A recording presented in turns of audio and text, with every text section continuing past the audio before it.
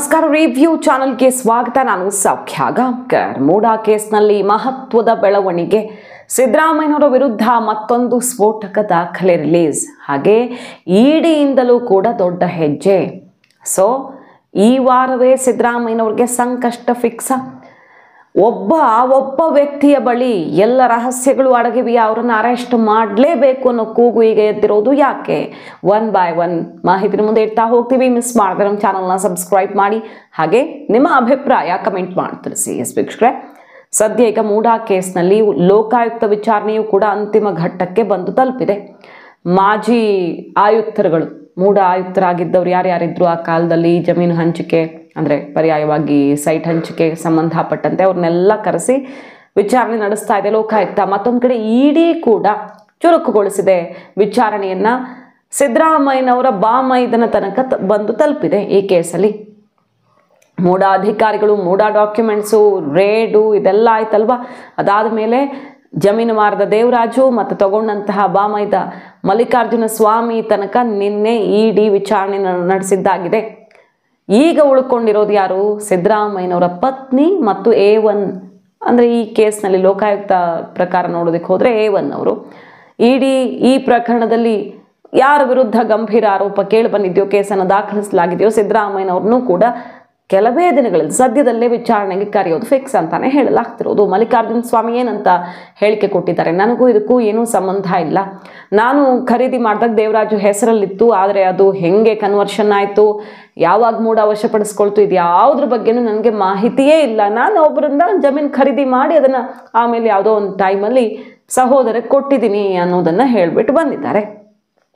ಇಡಿ ಅವರು ಬಹಳಷ್ಟು ಪ್ರಶ್ನೆಗಳನ್ನು ಮಲ್ಲಿಕಾರ್ಜುನ ಸ್ವಾಮಿಯವರ ಎದುರು ಇಟ್ಟು ಅದಕ್ಕೆ ಉತ್ತರವನ್ನು ಪಡ್ಕೊಂಡಿದ್ದಾರೆ ಅನ್ನೋದು ಗೊತ್ತಾಗ್ತಿದೆ. ಇನ್ನಷ್ಟೇ ಇನ್ಸೈಡ್ ರಿಪೋರ್ಟ್ಗಳು ಹೊರಗಡೆ ಬರಬೇಕು ಈ ವಿಚಾರಣೆ ಬಗ್ಗೆ.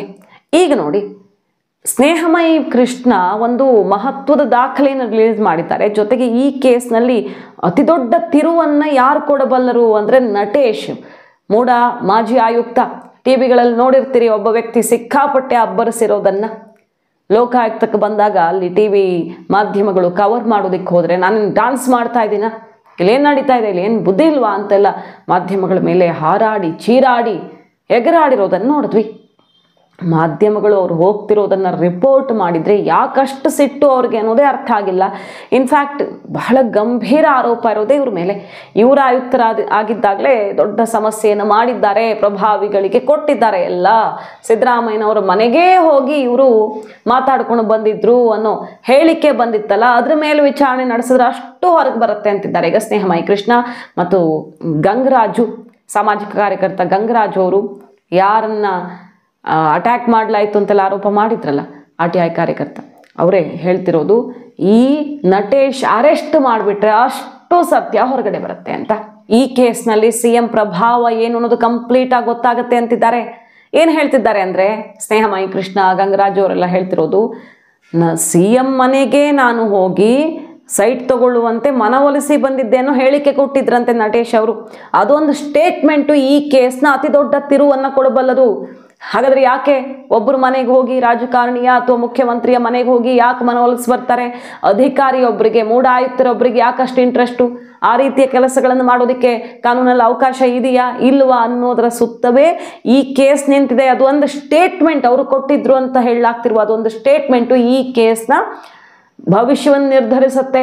ಹಾಗಾಗಿ ಆ ಸ್ಟೇಟ್ಮೆಂಟ್ ಮೇಲೇನೆ ನಡೀಲಿ ತನಿಖೆ ಅಂತಿದ್ದಾರೆ ಸ್ನೇಹಮಯಿ ಕೃಷ್ಣ. ಅಷ್ಟೇ ಅಲ್ಲ, ಹಿಂದಿನ 2 ದಾಖಲೆ ನೆನಪು ಮಾಡ್ಕೊಳ್ಬಹುದು. ಸಿದ್ದರಾಮಯ್ಯನವರ ವಿರುದ್ಧ ಸ್ನೇಹಮಯಿ ಕೃಷ್ಣ ರಿಲೀಸ್ ಮಾಡಿದ್ದು, ವಿಶೇಷ ತಹಶೀಲ್ದಾರ್ ಮುದ್ರಾಂಕ ಶುಲ್ಕವನ್ನು ಪಾವತಿಸಿದ್ದಾರೆ, ಪಾರ್ವತಿಯವರು ಪಾವತಿಸಿಲ್ಲ. ಯಾರು ಅರ್ಜಿ ಹಾಕ್ತಾರೋ ಅವ್ರು ಮಾಡ್ಬೇಕು ತಾನೆ, ಅವ್ರ ಹೆಸರಲ್ಲಿ ಇನ್ನೊಬ್ರು ಮಾಡೋಕ್ಕಾಗತ್ತಾ ಅನ್ನೋದೊಂದು ದಾಖಲೆಯನ್ನು ರಿಲೀಸ್ ಮಾಡಿದ್ರು. ಇದು ದೃಢೀಕೃತ ದಾಖಲೆ ಅಂತ. ಇನ್ನೊಂದು, ಮುಂಚಿನ ದಿನನೇ, ಅರ್ಜಿ ಹಾಕೋಕ್ಕಿಂತ ಮುಂಚಿನ ದಿನನೇ ಶುಲ್ಕವನ್ನು ಪಾವತಿ ಮಾಡೋದಕ್ಕೆ ಕಾನೂನಲ್ಲಿ ಎಲ್ಲಾದರೂ ಅವಕಾಶ ಇದೆಯಾ? ಆ ರೀತಿಯಲ್ಲಿ ನಡೆಯುತ್ತಾ?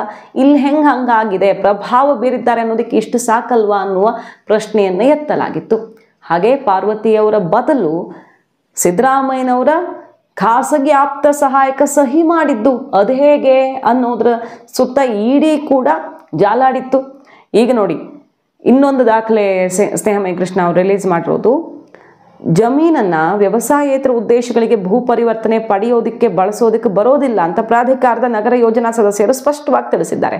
ಅನ್ಯಕ್ರಾಂತ ಆದೇಶದಲ್ಲಿ ಜಮೀನು ಬಳಸಬಾರದು ಅನ್ನೋದನ್ನ ಪತ್ರವನ್ನು ಬಳಸಬಾರದು ಅನ್ನುವಂತೆ ಉಲ್ಲೇಖ ಮಾಡಿ ಅನ್ಯಕ್ರಾಂತ ಆದೇಶವನ್ನು ಮಾಡಿಬಿಟ್ಟಿದ್ದಾರೆ. ಜಮೀನಿಗೂ ಪತ್ರಕ್ಕೂ ವ್ಯತ್ಯಾಸವೇ ಗೊತ್ತಿಲ್ಲದೆ ಆದೇಶ ಮಾಡಿರುವ ಅವತ್ತಿನ DCA ಇವತ್ತು ಕಾಂಗ್ರೆಸ್ನ MP ಆಗಿರೋರು ಕುಮಾರ್ ನಾಯಕ್ ಅವರು ಅಂತ. ಈ ವಿಚಾರ ಸಾಕಲ್ವಾ ಸಿದ್ದರಾಮಯ್ಯನವ್ರ ಪ್ರಭಾವ ಇದೆ ಅಂತ ಹೇಳೋದಿಕ್ಕೆ ಅಂತ ದಾಖಲೆಯನ್ನು ಬಿಟ್ಟಿದ್ದಾರೆ.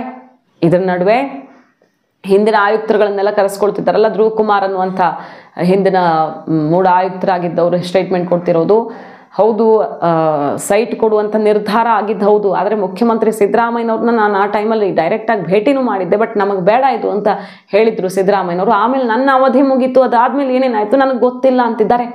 ಸೊ ಹಲವು ವಿಚಾರಗಳು ಈಗ ಹೊರಗಡೆ ಬರ್ತಿರೋದು. ಇದೆಲ್ಲವನ್ನ ಹೆಕ್ಕಿ ತೆಗೆಯೋದಕ್ಕೆ ED ಕೂಡ ಸಿದ್ಧವಾಗಿದೆ. ಈಗಾಗಲೇ ದಾಖಲೆಗಳನ್ನು ವಶಪಡಿಸ್ಕೊಂಡು ಸೀಸ್ ಮಾಡ್ಕೊಂಡಿರುವಂತಹ ED, ಯಾರ್ಯಾರ ಪಾತ್ರ ಏನೇನಿದೆ ಅಂತ ಕಲೆ ಹಾಕಿರುವ ED ಸಿದ್ದರಾಮಯ್ಯನವ್ರನ್ನ ವಿಚಾರಣೆ ಕರೆಸೋದಕ್ಕೂ ರೆಡಿ ಆಗಿದೆ. ಇದೇ ಟೈಮಲ್ಲಿ EDಗೆ ಇಬ್ಬರು ದೊಡ್ಡ ಮಿನಿಸ್ಟರ್ಗಳು, ಪ್ರಭಾವಿ ಮಂತ್ರಿಗಳ ಲಿಂಕ್ ಸಿಕ್ಕಿದೆಯಂತೆ. ಈ ಕೇಸ್ನಲ್ಲಿ ಹಲವರು ಅವ್ರ ಹೆಸರೇ ಹೇಳ್ತಿದ್ದಾರೆ ಅನ್ನುವಂಥ ಬಿಗ್ ಲಿಂಕ್ ಸಿಕ್ಕಿದ್ದು ಅಧಿಕಾರಿಗಳು, ಮಿನಿಸ್ಟರ್ಗಳು ಯಾರ್ಯಾರ ಲೆಕ್ಕಾಚಾರ ಹೆಂಗೆ ವರ್ಕೌಟ್ ಆಗಿದೆ ಅನ್ನೋದನ್ನ ಹೊರಗೆಳೆಯೋದಿಕ್ಕೆ. ಬರೀ 14 ಸೈಟ್ ವಿಷಯ ಅಲ್ಲ, ಅಷ್ಟೇ ಅಲ್ಲ, ಹಲವು ರಹಸ್ಯಗಳನ್ನ ಹೊರಗೆಳೆಯೋದಿಕ್ಕೆ ಈಗ ED ಸಿದ್ಧತೆ ಮಾಡ್ಕೊಳ್ತಾ ಇದೆ. ಸೊ ಎನಿ ಟೈಮ್ ಮೂಡಾಘಾತ ಸಿದ್ದರಾಮಯ್ಯನವ್ರಿಗೆ ಫಿಕ್ಸ್ ಅಂತ ಹೇಳಲಾಗ್ತಿದ್ದು. ಈಗಾಗಲೇ ಸಿದ್ದರಾಮಯ್ಯನವರು ಡೆಲ್ಲಿ ಟೀಮ್ ಮೊರೆ ಹೋಗಿದ್ದಾರೆ.